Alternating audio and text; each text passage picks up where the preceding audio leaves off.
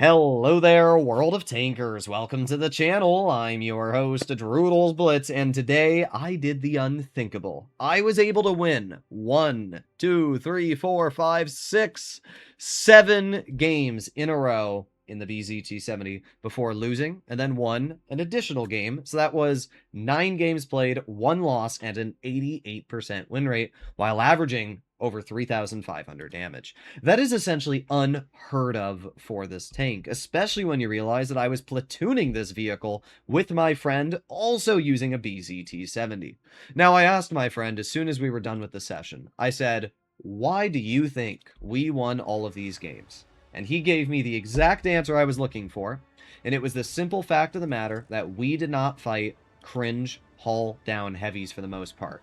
Yesterday and a couple weeks ago when my friend and I tried winning in BZT-70 Platoon, we kept going up against double cron, double, cringe autoloader, and you can't do anything against that. What are you supposed to do against like a cron or a rhino haul down in this? I mean, sure, you hit hard, but it doesn't really matter. Even if you pen a hash shell, a cron can literally deal the same damage in return. But that's if you pen the shot.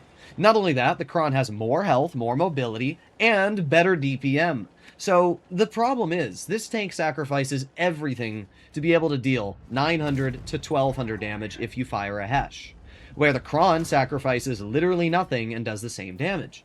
I can't tell you how many games I've played where every single time it would just be the gayest platoon possible against me. And because of that, it was very hard to actually win games or make a sizable impact when your whole team just fell apart around you.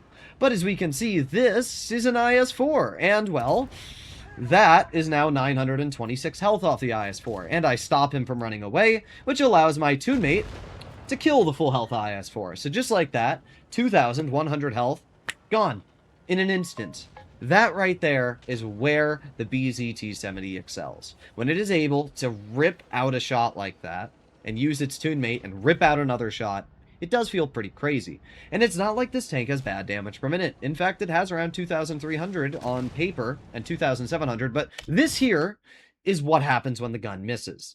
As I said, while this tank may feature a very high, hard-hitting gun, that would not have missed in any other tank, but in this vehicle it does. And because my friend has to sit out in the open to shoot that player, he loses 1,200 health. The concept shoots him twice, and the 113 hits him, which lowers, my toonmate down to literally 400 hit points. And that's all it takes. One microaggression. And just like that, look, I just lost 800 health. So that's the problem with this tank, is everybody tunnels you. You're a big sitting duck for anybody to farm, and it can be quite an unenjoyable experience.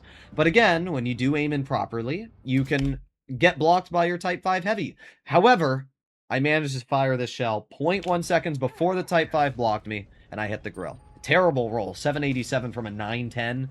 That's literally the worst possible roll, but I penned the shot and took a full health grill down to 980 hit points, and my 183 cleared the grill. So at this point, I'm up to 2,000 damage. Now, my toonmate, I think he had problems with his Wi-Fi or something, because I said, well, you need to get to base B, and unfortunately, you'll see his game, stopped working for a moment. But before we talk about that, oh, wow, there goes 1,400 off of bat, chat. That's pretty crazy. But, yeah, at this point, I was like, all right, well, you got to step into B, and unfortunately, his game stopped working for, 1 second.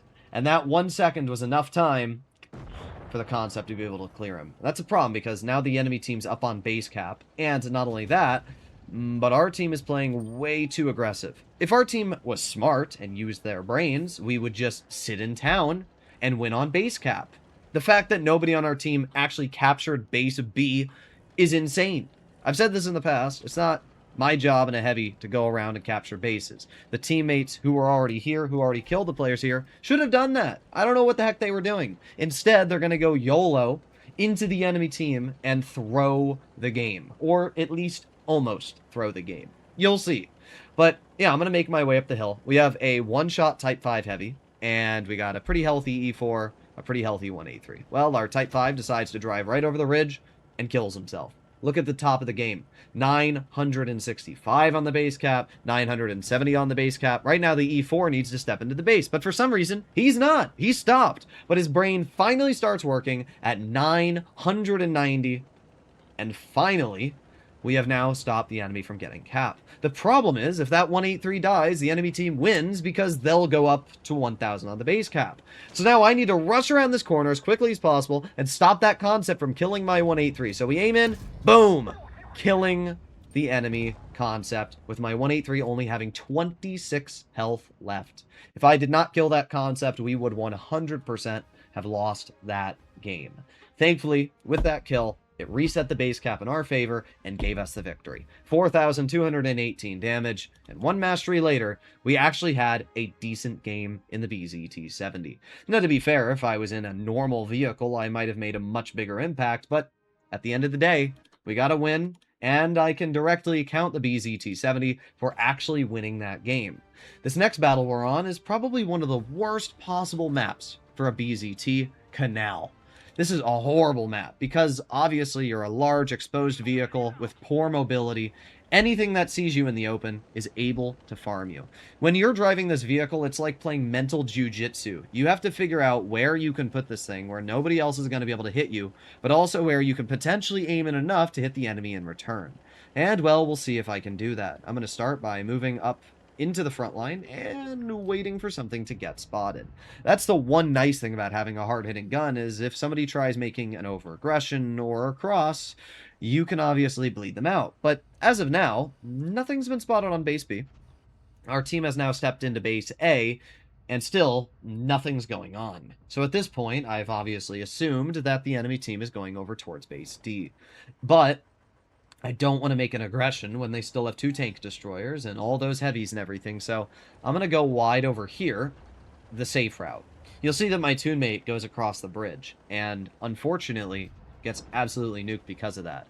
You might think that the safest route is the fastest route, but generally, spending an extra 10 to 15 seconds to cross and go up the hill, it might seem like it's not worth it, but you're saving yourself hit points, right? You can see my teammate there unfortunately just lost 1,057 health because he got spotted. This thing has horrible camo, but he hits the enemy E5 for 870, and now I'm going to aim it on the side of E5 and hit him for 944. That full health heavy now has 679 hit points.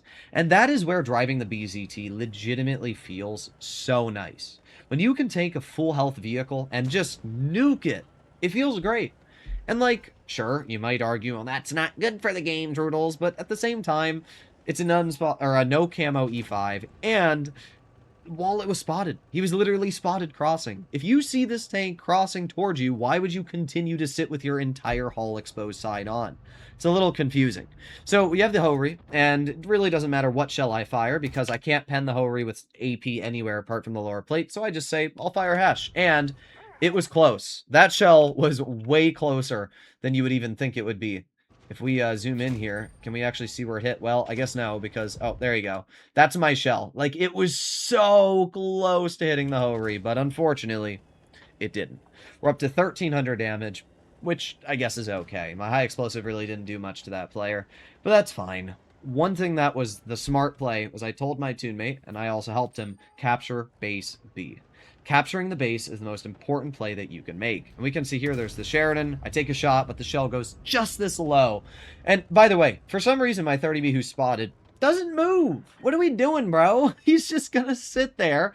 He's going to get hit once by the Kron, twice by the Kron, and loses all of his health for no reason. And then the Sheridan hits him. So our 30B went to 270 health from a 400 hit point Sheridan. That's pretty crazy. We've got the Kron, and I'm going to aim it on his upper plate. Unfortunately, I don't get any damage. I mean, 500 isn't bad, but I was obviously hoping I could get like a 1,000 juicer. Either way, we got the enemy 268, who shoots me right in the turret. As I've mentioned, this thing has 0 armor whatsoever. However, this 268 has made quite the aggression. And at this point, I'm going to move up and try and support my 30B who's bleeding out the 268, especially because that player just shot. Ooh, 1,380. And while the Caro is shooting me, and maybe they should pay a closer attention to the base cap. We have 860 on the cap, and we've captured 3 bases. And that was definitely the right play to make. We still have a full health 907. I'm not sure where they've been, but they're full health. So, at the end of the day, that's all that matters. Caro is going to continue shooting me. Again, why are you shooting me? You need to step into base A. And there you go. They finally step into base A, but we're already at 950. They're done. Even if I die, there's no way they can win. And this is why, guys, you don't camp in your heavies. They have a Rhino, they have an E5, and a Houri, who didn't do anything. They spawn camped the entire game until it was too late, and that's it. I'm going to fire an HE at the Karo, kills him for 430 damage, the Rhino dies, and the Houri misses. This game most likely would have been a win, whether or not we capped the base, but it forced the enemy to make a play. And that's the difference between the Canal game and the Middleburg game. This is why you want base cap superiority, right? Because it forces the enemy to push you. And if they don't, you just win anyway. I didn't really care how much damage I did in this tank. I was only trying to get victories, and that's what I was able to do. So finally, that brings us to Mayan Ruins, because I know that there's going to be people that try to tell me, oh, Droodles, you're wrong about this tank being garbage. It's good. Ooh, look at all that damage, and ooh, look at those games you're winning. Okay. Well, let me showcase this vehicle on Mayan Ruins. And if you truly believe that the BZT-70 is a good tank, watch this game and experience the BZT with me. So what I'm going to do is I'm going to push to mid, and I am going to try and nuke whatever it is, right? I see the patent spotted. I see that they're playing pretty aggressive, so I'm thinking to myself, okay, maybe I can hit the patent. Okay, there's an E5. Looking at the patent, and oh, okay, we got a BZT, or a BZ-75, right? That's a pretty easy shot, I'd argue. Nope. Goes high. Still does 400, but it goes high. Then the Foch shoots me in the side. So I actually lost that trade. That's not great. That's mildly infuriating that the shell completely misses the lower plate that's exposed. So that's not good. And if that BZ-75 had penned me, I would have lost a lot more health. Okay, let's try again. Let's try again. We have the undercarriage of the turret. So we shoot. It doesn't even go close. It hit the freaking hatch. Not even close. So second shell misses. That is more realistic to what the BZT-70 does. Most of the shells you fire in this thing do not go where you're aiming, and they completely miss. And because of that, I'm only at 400 damage, and that's it. I'm at 400 damage. Now imagine that BZ-75 was a Kron, and I missed the shot, and then he nukes me. We got a 183 back there. My aiming time is so bad that I decided it wasn't even worth it to shoot that player, and instead, I'm just going to fire a HESH shell in the lower plate of the BZ-75. But, like, it's just such a good example of, like, how poor the aiming time is. Driving this tank compared to the 183 is magnitudes better in terms of the gun. And while the 183 may not have the hit points or the gun depression, it does have camo, and it has way better DPM and accuracy. And those values are just as important. But if there's one silver lining in this battle, it's the enemy Jagdpanther. I see the hatch on the Jag, and I said, I'm gonna HE him in the hatch, I told my friend. And I aim in, and I aim in, and there you go. 1,300 damage into the hatch, putting me up to 3,012 damage. At this point, the Jag isn't too healthy, especially because I'm able to one-shot them. I'm just going to load a standard HE. I'm going to aim it on their roof. Didn't really matter where I hit them, and there you go. 535, which leaves me up to 3,547 damage. And that's all I ended up dealing. Yes, I did get lucky on the Jag, but I also got pretty unlucky on that BZ-75, specifically the first shot fired. Another game where the gun absolutely screwed me over would be Normandy. This game here, I had multiple shots that really just didn't want to work with me. We start off, and you're going to see the enemy Sheridan poke the mid-hill. And when that player pokes the mid-hill, any other tier 10 I would have hit the shot. But in this vehicle, because of the accuracy, I didn't. So I'm going to move up, and there you go. Sheridan pokes. That's a fairly easy shot, I'd say. Nope. Goes right into the dirt. Any other tier 10 that would have hit. And the difference between hitting a tank and not hitting a tank is huge. That Sheridan right now would have about 400 health left if my shell hit. So it's such a good example of just how reliant this gun is on hitting its shots, right? So the Sheridan pokes and instantly hits me.